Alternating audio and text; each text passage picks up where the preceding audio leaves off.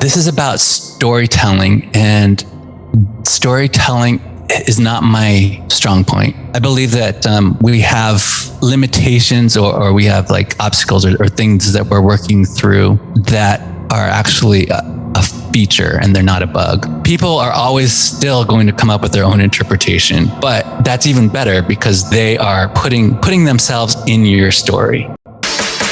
You're about to enter another world where independent creative minds are guided by determination of purpose, and destiny is in our hands. Forget everything you were made to believe and check your baggage at the door. This is the Fenn Den. Volume 3.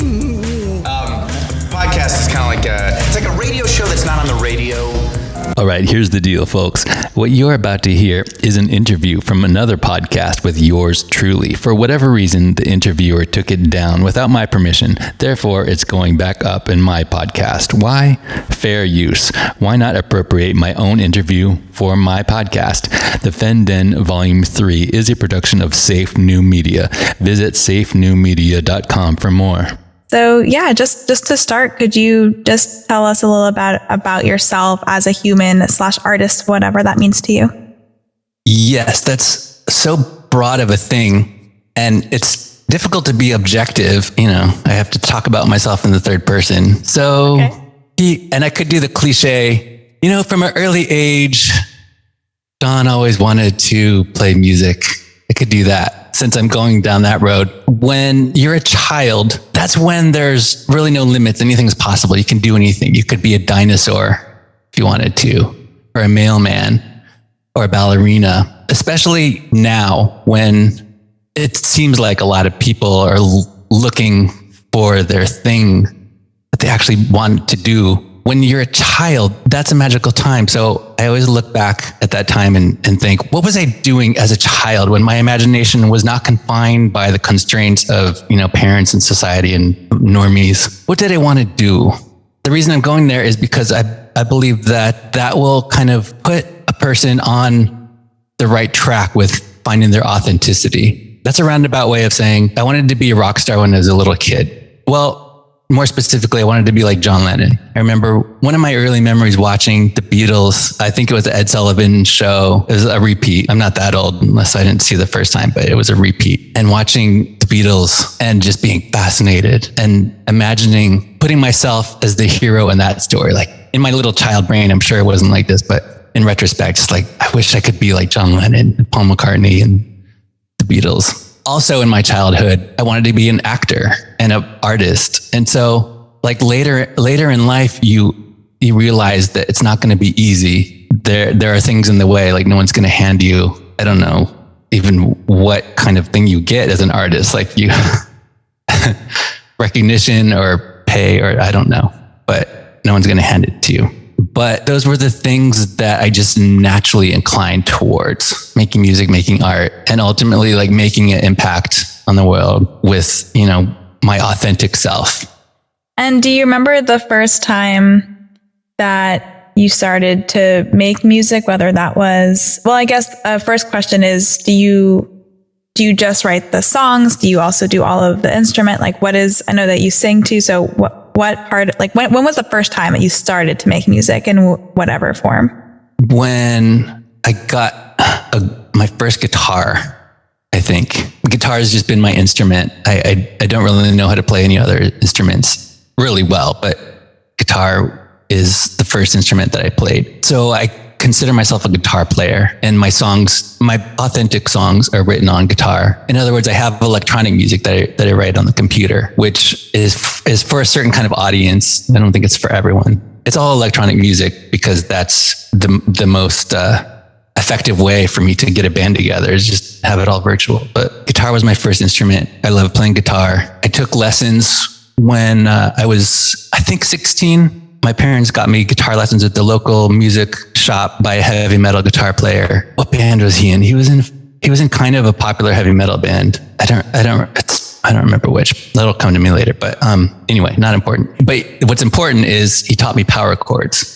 That was the extent of my musical training. I went to this community college after high school and took this class called Rock Band Workshop every semester. And it was the best class I've ever taken. And it was just literally forming bands and playing music with other people. So you sent me your most recent album called Surplus, and I was wondering if you could talk a little bit about how that project started. Sort of when was the conception of this album? It was March 2020. The world stopped. And all of a sudden, I needed to escape from New York. So I sort of am in a sort of a secluded area. Like everything just jolted to a halt because, I had been acting in New York. I would just trying to, get started, honestly, when everything shut down. And so all of a sudden I was in a secluded area. I had quit music about 15 years prior because it didn't pay. It didn't make any sense. I wasn't making any money, and I wanted to explore other things professionally. Like I said, when you're a child, there's no limits, and you believe you can do whatever you authentically want to do. I always come back to, it sounds so corny, my inner child. No, it's true though. I think I resonate with that.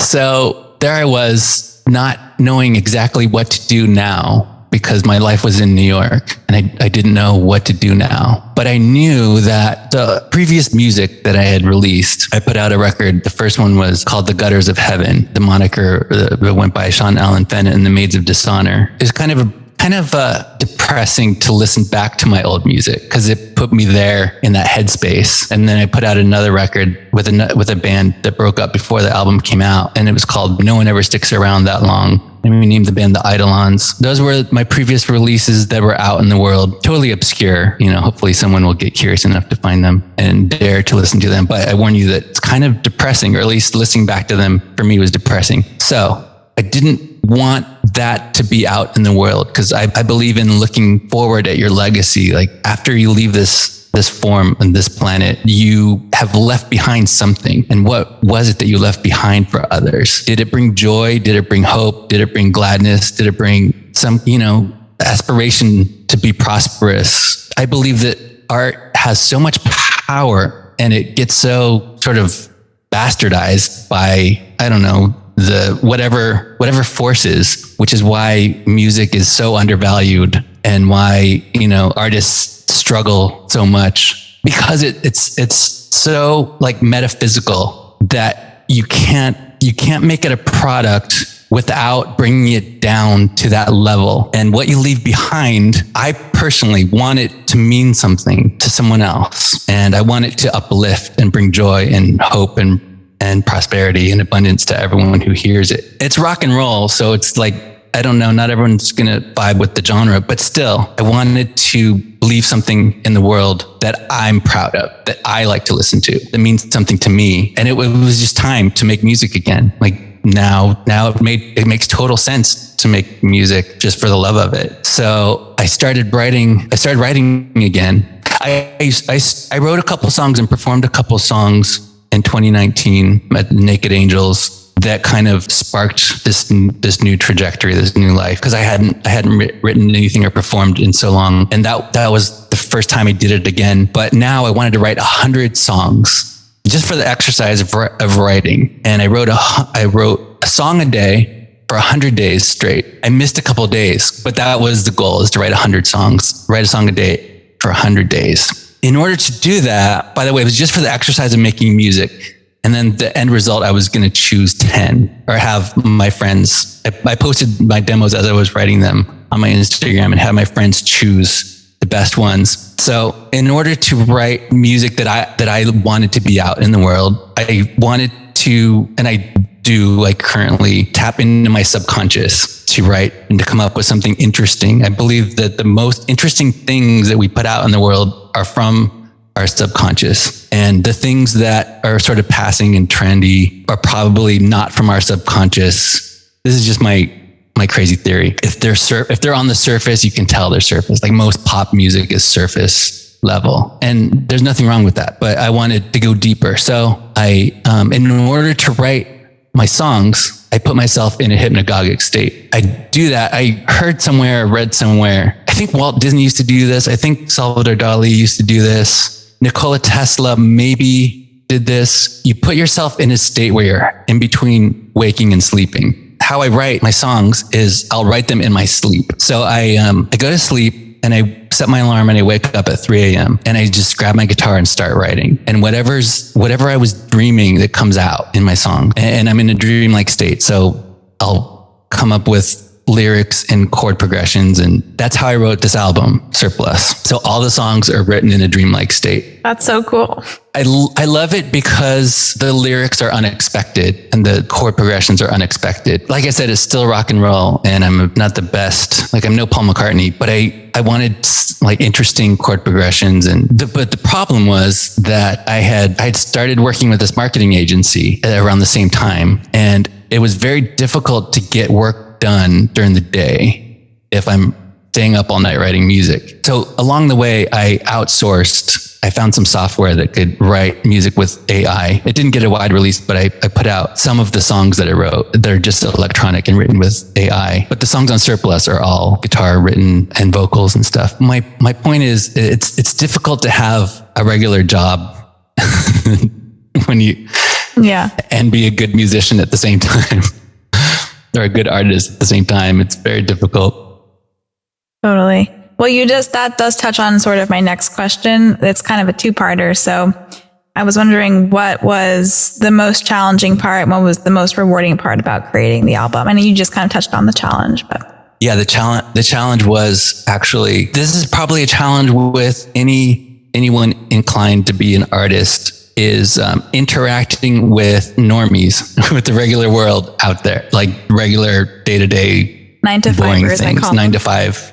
Yeah. It's a challenge to interact with 9 to 5ers. And that's okay, because as I'm becoming the best version of myself, I want to be able to communicate effectively with everyone, regardless of what they're doing or where they're from. But that is the biggest challenge. Sometimes it's kind of hard to find your core audience, your core community, because, people are out struggling in the world and out like living, in scarcity mindsets. So that's the biggest challenge, connecting, number one, with the people who have an abundance mindset, like finding them and attracting them, and finding, the people who want to live an abundant life and create and do great things. And then also interacting with the other 9 to 5ers who are in scarcity mode, survival mode.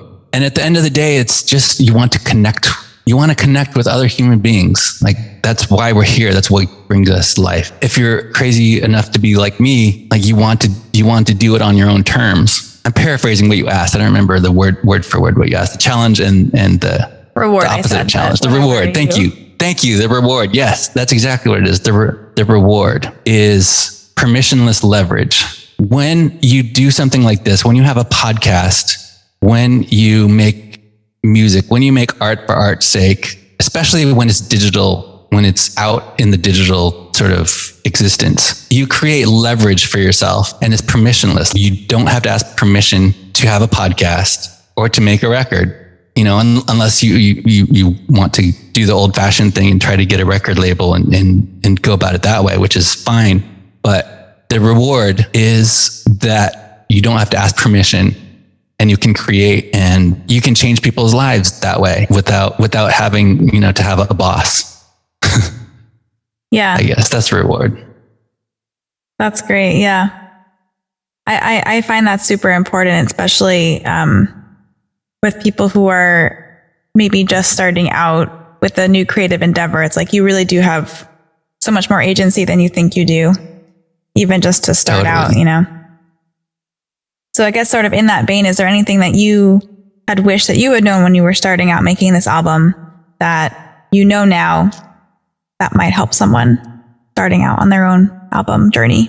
Oh, a bunch of things. This kind of goes back to a challenge is I had been out of the game for so long that hurt me. One of the biggest deals, the most important things that I wish I didn't drop the ball is consistency. That's personally one of my big challenges in life that I'm overcoming, is being consistent in life. Because for anyone, regardless of what they're doing, you want to be building and creating over time with people you trust, the people that know you. If you have sort of a tendency to not be so outgoing, it might be hard to keep relationships over time. strong. In other words, I wish I didn't stop making music long ago, but I had to. Like I went through like this existential crisis, and my life was transformed. Like I'm glad it happened, because I hit rock bottom and I had a spiritual encounter that changed the trajectory of my life. So it had to be that way. And whatever happens to you, it kind of has to be that way. If I could change something, I would prefer to be consistent and not have to rebuild and start over again. Because if you have to start over again, it's like you're kind of behind the curve. It's sort of a issue of like compounding, like compound interest. If you start early and keep going, you're going to have wealth, not in terms of money, even though that could be a thing. I'm speaking in terms of like whatever you want, money or whatever value you're creating for the world. If you start early and keep doing it consistently, you will have it. So that's the only thing I wish I could change. I wish I kept going and started earlier. Sure. But I like what you said too about everyone's journey is what's meant for them. And yeah, just accepting that we wouldn't be the people that we are today without our past. 100%. Yeah. Those things happen. I know this is corny, but those things happen for you. They don't happen to you. Yeah. I agree with that. That's at least how I engage with the world. It's powerful to think like that too. And to just accept everything that comes as, okay, this is part of it. And it's going to help me build who I am. It's so powerful. It takes just as much energy to think that you're imperfect as it does to think that you're perfect. Another way to see that is like, it takes just as much energy to respond to something, to react to something negatively. And it takes the same amount of energy to react, or to not react, but to respond, like actively respond to something positively. So do you have any creative practices or routines that help you as an artist? If the answer is no to, that's okay. Oh yeah. I'm so quirky. I can't always pin them down. But the number one thing is I'm constantly writing in my journal. There's not like 5 minutes that go by. Well, there's literally 5 minutes that go by when I don't write in my journal. But every day, I'm always writing in my journal and writing lyrics and stuff. And I can go back. I just collaborated on a song with a friend who asked me to sing and come up with some lyrics and stuff for one of his tracks. Because I have my journal, I can go back. Like I tried to write something interesting, but again, my process of getting into a hypnagogic state is not, it's hard to keep that up. It's hard to do that all the time. So I'll try to do that. And that it's like, you have to commit to that. But because I wrote in my journal, like I was able to go back. I wasn't coming up with anything interesting for my friend, but I was able to go back and find lyrics that I wrote that weren't used in any of the songs on Surplus. And I just used those lyrics from my journal. So to answer your question and make a long story longer, writing, keeping a journal is my thing. Yeah.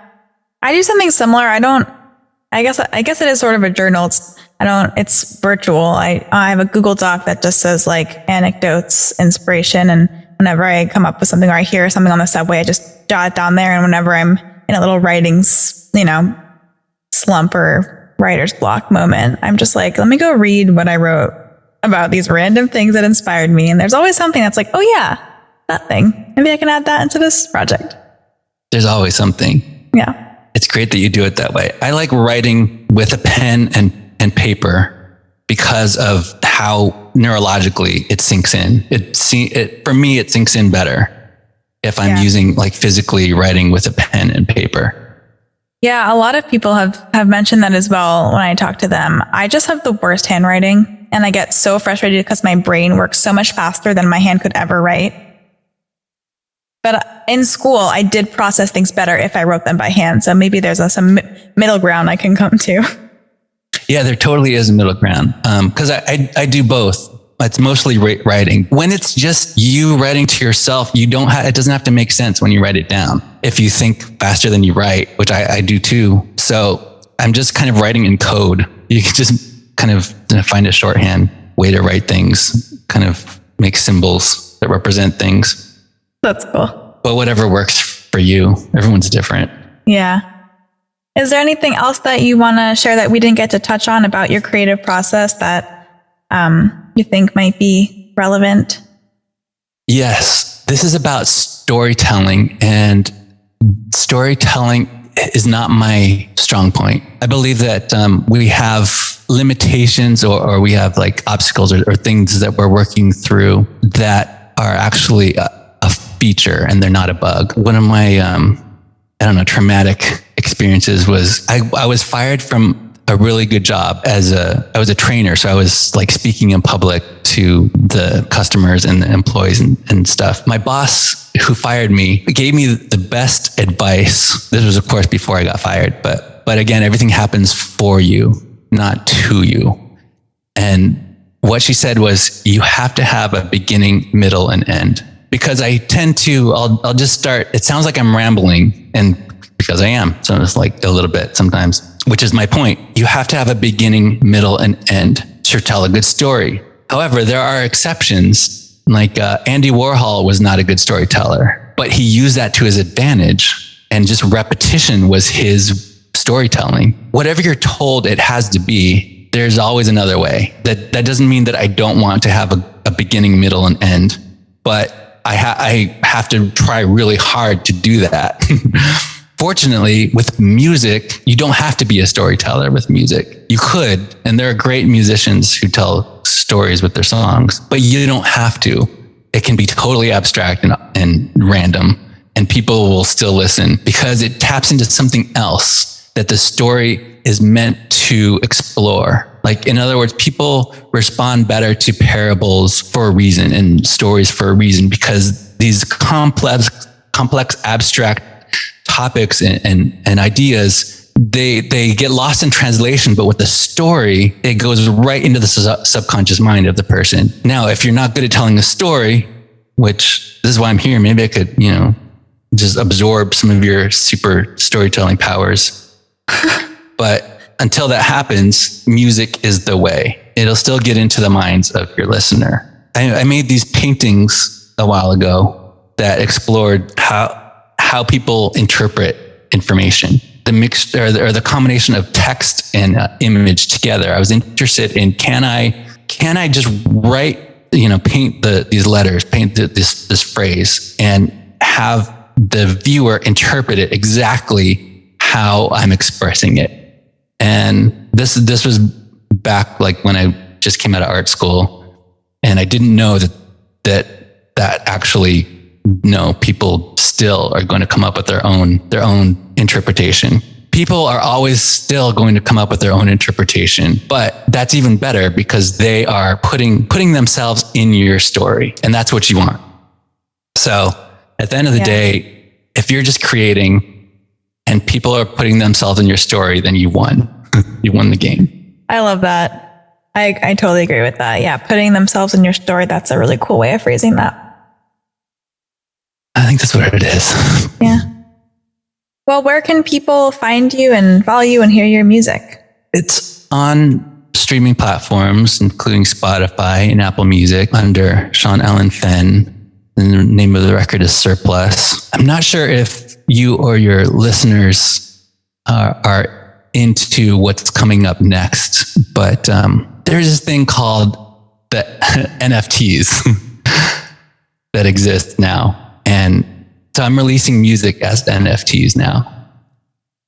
I don't know what that means, but I'm sure some people listening will. I have not officially educated myself on the future yet, but I know that bananas. I need to. It's so bonkers. There's a totally new world emerging. Yeah. So I have NFTs of the album. I have currently there's a NFT of the first single is called The Love Cascade. So currently, as we're recording this, that song is available as an NFT. And I put the album out on OpenSea is an NFT platform. If anyone wants to know, Twitter is the fastest, most efficient way to interact now. So Twitter at Sean Allen Fenn. Great. I'll link all that in the episode notes. Okay, thanks. Yeah. Thank you so much. This has been so fun to hear your process, and I listened to a bunch of the songs on that album, so I'm excited for everyone to get the chance to hear it. Yay. I'm so glad to talk with you today. This is awesome. Thanks.